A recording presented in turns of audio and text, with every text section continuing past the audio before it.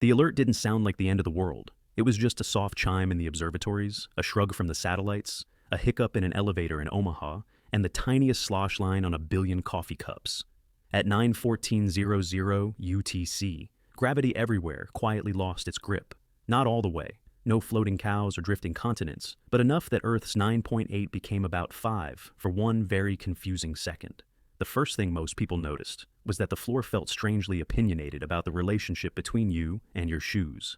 Your body didn't weigh what it remembered. Knees rose higher, long strides turned springy, and an entire generation of bored office workers discovered they could suddenly dunk a balled-up memo into the recycling bin on the far wall. A cat leapt from the counter like it had been vindicated by physics. A second later, it realized physics was still a cat person and performed an elegant mid-air recalculation.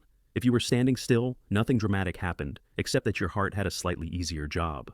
Your blood column, usually bullied by gravity, found itself on a coffee break. If you were in an elevator going up, you felt unexpectedly heroic. If you were jogging, your foot left the ground sooner and came back later, which for one runner in Nairobi meant an accidental personal best and an immediate search for witnesses. Cyclists felt suddenly gifted, right up until they tried to brake and discovered low-weight bikes plus reduced normal force equals, we'll discuss stopping later. Somewhere in a ballet studio, a dancer attempted a modest jump and achieved a moment of philosophical reflection at the top. Physics, as usual, had a simple explanation that felt like a prank. With half the usual downward acceleration, the distance a falling object gains in 1 second is about 2.5 meters instead of 4.9.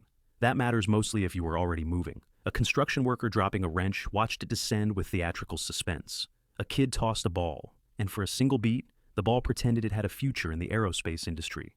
Airplanes didn't fall out of the sky or rocket into space. Their wings make lift precisely to balance weight, and when weight suddenly dipped, autopilots trimmed and pilots nudged throttles as if through an invisible pothole. Roller coasters hit a surprise soft patch and squealed with delight. Passengers squealed in a similar register. Tides lagged, but there are slow arguments between moon and ocean. 1 second is just a missed syllable. Seismographs blinked, then shrugged. The real excitement came a heartbeat later, when the glitch overshot. At 9:14:01, gravity got embarrassed and came back harder. The floor rose to meet everyone, with the enthusiasm of a golden retriever. For the next second, it wasn't 2, but close enough that your body filed a complaint. Every jump taken during the lightness beat now cashed out with interest. Landing forces scale with how fast you meet the ground. And with double acceleration pulling you back, everyone met it sooner and crankier. You didn't crater, the event was brief, and shoes are better engineers than we give them credit for, but a lot of knees had a conversation with ice packs that afternoon. Shelves that had been flirting with the idea of tipping suddenly committed. A buffet of precariously stacked things, books, boxes, dramas, settled their arcs with the decisive help of 2G. Elevators felt it most. If an elevator cabin and counterweight were mid-ride, the motors that usually whisper sweet nothings to the cables now had to sing loudly. Safety's held. Modern lifts are designed for drama far louder than this. Still, a few doors opened misaligned by a hand's width, and 1,000 building managers discovered how fast they could learn the technical definition of releveling cycle. Humans, being adaptable, immediately invented sports. Someone tried a hop during the heavy beat and discovered gravity's version of a stern parental look. Somebody else timed a jump to start right before the light beat, hang luxuriantly, and land just after the heavy beat, which, if you diagram the kinematics, is exactly wrong but narratively satisfying. For most of us, it was 2 pulses, one surprising, one cranky, and then the planet remembered itself. At 9:14:02, Newton's apple stopped playing games and went back to its job. Afterwards came the measurements, because the universe left fingerprints. 1,000,000 phone accelerometers recorded a soft dip and a brief spike. Pendulum clocks lost 2 seconds to giggles. Gym cameras caught slow-motion leaps that looked like movie wire work without the wire. You could write a whole paper from the way rooftop water tanks rang like timpani.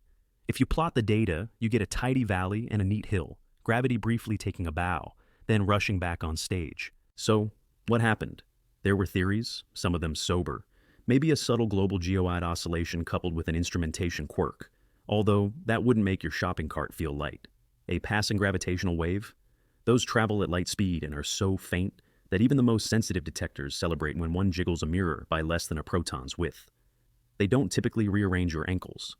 The best explanation no one liked was the boring one. A synchronized offset in the devices we trust to tell us force from motion. Except, you don't explain a basketball net dunked by a surprised accountant with an app glitch.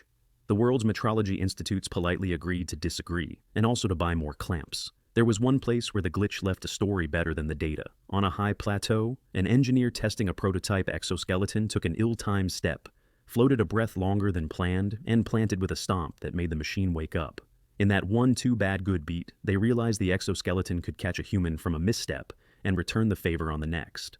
That's not a grand unified theory, it's a very practical one. A month later, a rescue team wore improved versions into a canyon and came back up with everyone. If you want the headline, it's this.